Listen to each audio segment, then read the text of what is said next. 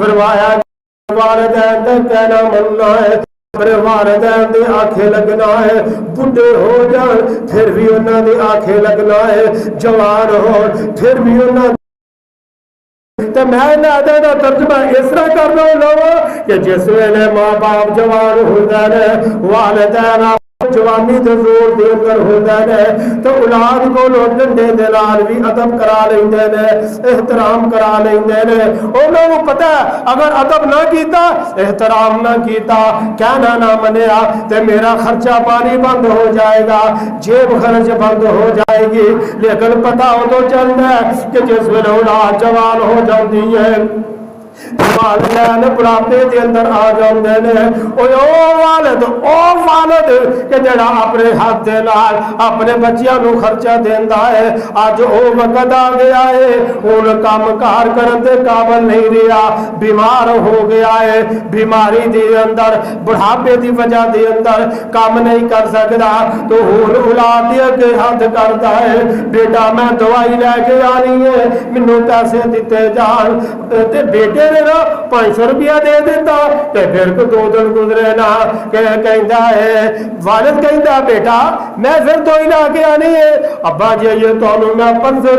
रुपया दिता सी, 1000 मंगू तो रोज उहदे कोल पैसे मंगदा सा, उहने ते कदी भी ये बात नहीं सी कही यार तेनू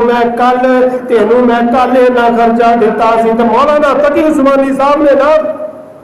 एक किताब लिखी है अज़मत वालिदैन, उसके अंदर एक वाकया नकल करते हैं। एक बाप है ते बाप घर के अंदर बैठा होया, दीवार ते कौवा बैठा है, ते बाप पुछदा है ते उसकी नजर इतनी काम नहीं करती, कहता है बेटा दस मैनू उस दीवार ते की उत्ते बैठा होया है, ते बेटा को बोलदा, बेटा कहता अब्बा जी कौवा बैठा होया है। ते जिस वेले एक दफा दसिया फिर बाबा जी ने दोबारा पूछ लिया, कहते बेटा दस उस दीवार ते की बैठा होया, फिर दस कौवा बैठा होया। जिस वेले तीसरी दफा पूछता है ना, तीसरी दफा पूछता है तो जनाब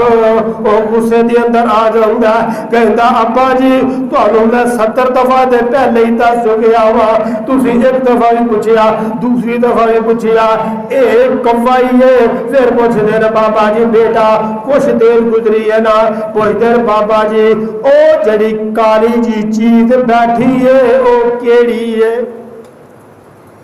वो फिर गुस्से के अंदर आ गया, कहना तुहानू मैं कई दफा दस चुकिया वा एक कौवा है। ते बाबा जी कमरे के अंदर चले गए, जिस वे बाबा जी कमरे के अंदर चले गए तो एक कापी निकाल के ले आया है, कापी के अंदर लिखिया सी कि इस बच्चे ने यही बच्चे बचपन के अंदर मैनू यही बात